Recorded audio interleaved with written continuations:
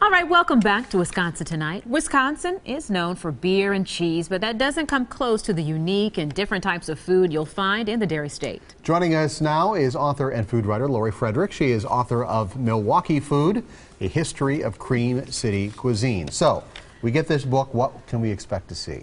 What can you expect?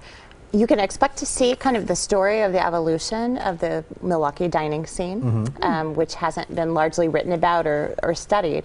And that goes back, gives a broad swath of history with some favorite spots that I think people will remember over the years, and then gets into the stories of the chefs who are doing great work now. Well, I know there are plenty of favorite spots, but was there anything that surprised you while you were writing and doing research on this?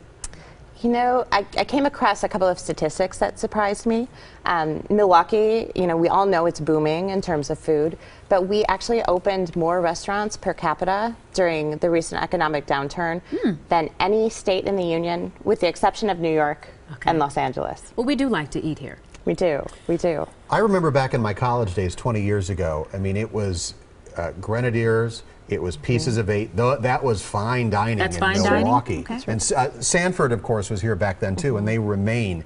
But those restaurants have fallen by the wayside, and there's this whole new crop of creative, inventive, innovative chefs. What is the foundation, though? Where did this all come from?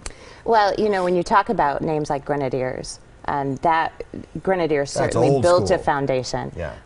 And then the tipping point really came when Chef Sandy D'Amato came back in the 80s, and when he laid down his foundation for Sanford, which is still, you know, one of the best fine dining restaurants we have here today.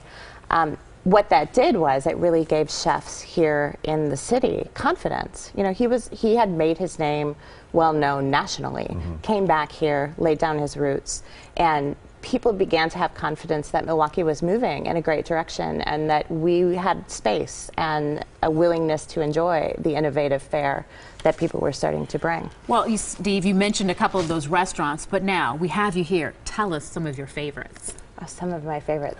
You know, that's a hard call. Top three. Obviously.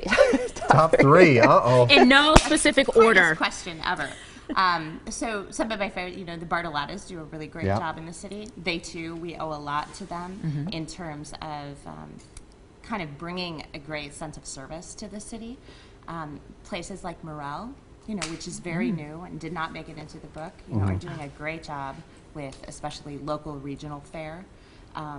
Gosh. Something on the south side? Something on the south side.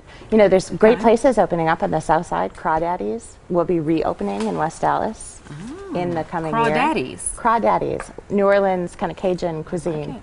All right. All right. Well, thank you for joining us, Lori. If you want to learn more about the Milwaukee food scene and you want to get her book, go to our website at tmj4.com/Wisconsin Tonight. We'll be right back.